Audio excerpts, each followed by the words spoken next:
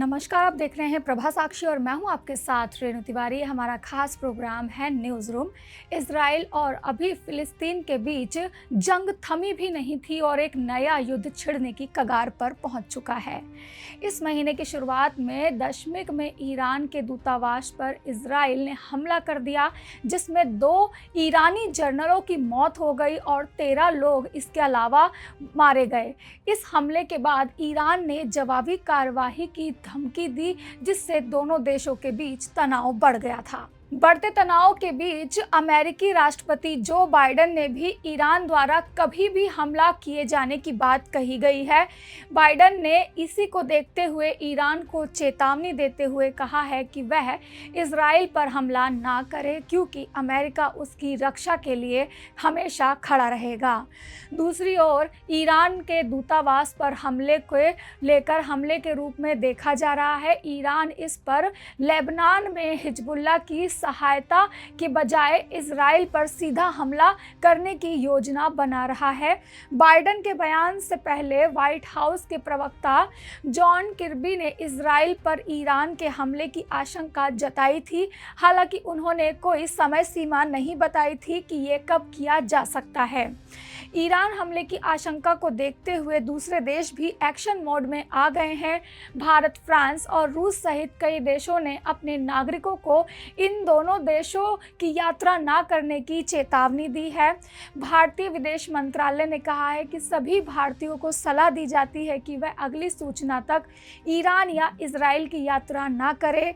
Advisory में कहा गया है कि जो लोग अभी ईरान या इजराइल में रह रहे हैं वो वहां के भारतीय दूतावासों से संपर्क करें और अपना पंजीकरण कराएं। मिडिल ईस्ट में ईरान और इजराइल के बीच तनाव काफ़ी ज़्यादा बढ़ता जा रहा है, जिसका असर अब फ्लाइट सर्विस पर भी देखने को मिल रहा है। एक रिपोर्ट के मुताबिक एयर इंडिया फ्लाइट ने शनिवार यानी कि 13 अप्रैल को ईरानी एयर स्पेस से गुजरना बंद कर दिया है। ऐसा इसलिए किया गया है क्योंकि ईरान ने इजराइल पर हमले की चेतावनी दी है।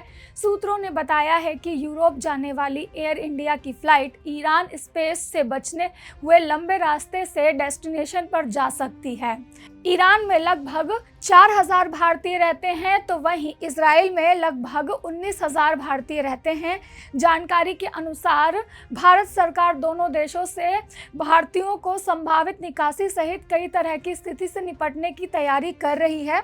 वहीं ईरानी सूत्रों और अमेरिका के राजनयिकों ने कहा है कि तेहरान ने वाशिंगटन को सचेत किया है कि वह तनाव बढ़ने से बचाना चाहता है और जल्दबाजी नहीं करेगा। एक अमेरिकी रक्षा अधिकारी ने कहा कि पेंटागन इजराइल की रक्षा प्रणाली को मजबूत करने की कोशिश में लग गया है।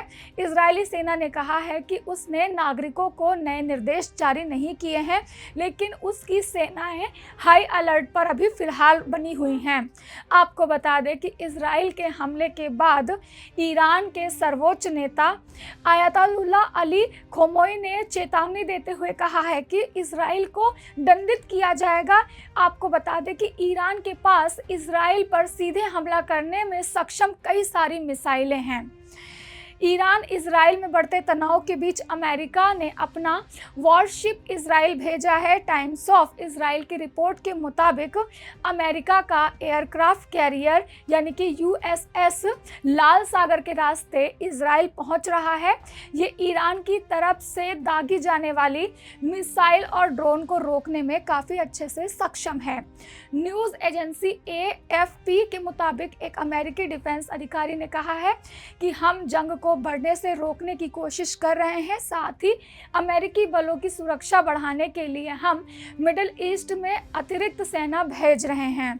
आपको बता दें कि 1 अप्रैल को इजराइल ने सीरिया में ईरानी एम्बेसी पर एयर स्ट्राइक की थी। इसमें ईरान के 2 टॉप कमांडर्स और 13 लोग इसमें मारे गए थे। इसके बाद ईरान ने बदला लेने की इजराइल पर अटैक करने की बहुत बड़ी धमकी दी थी और ऐसा माना जा रहा है कि वह कभी भी अटैक कर सकता है। ऐसे ही लेटेस्ट अपडेट के लिए इस खबर पर और भी ज़्यादा अपडेट के लिए आप बने रहें प्रभा साक्षी के साथ। नमस्कार। अगर आप भी लेना चाहते हैं देश दुनिया की तमाम जानकारी तो आज ही सब्सक्राइब करें हमारे चैनल को। साथ ही नीचे दिए बेल आइकन को जरूर दबाएं ताकि हर अपडेट आप तक पहुंच सके।